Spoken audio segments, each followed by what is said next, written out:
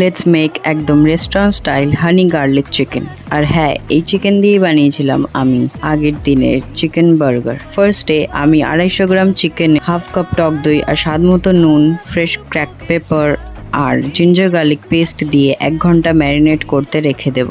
এরপর 1 ঘন্টা পরে একটা কড়াইতে তেল গরম করতে দিয়ে হাফ কাপ ময়দাতে 2 টেবিল স্পুন কর্নফ্লাওয়ার আর সামান্য নুন দিয়ে মিশিয়ে একটা চিকেনের কোটিং রেডি করে নেব।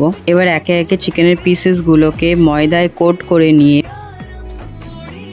মিডিয়াম টু হট অয়েলে শ্যালো ফ্রাই করে নেব until it's nice golden brown in colour. এরপর সেম প্যানে বাটার দিয়ে 2 টেবিল স্পুন রসুন কুচি দিয়ে একটু সতে করে তাতে 3 থেকে 4 tablespoon light soya sauce আর 2 টেবিল স্পুন হানি দিয়ে আর আগে থেকে ভেজে রাখা চিকেন দিয়ে ভালো করে টস করে ফ্রেশ কোরিয়ান্ডার দিয়ে গার্নিশ করে নিলেই রেডি। আওয়ার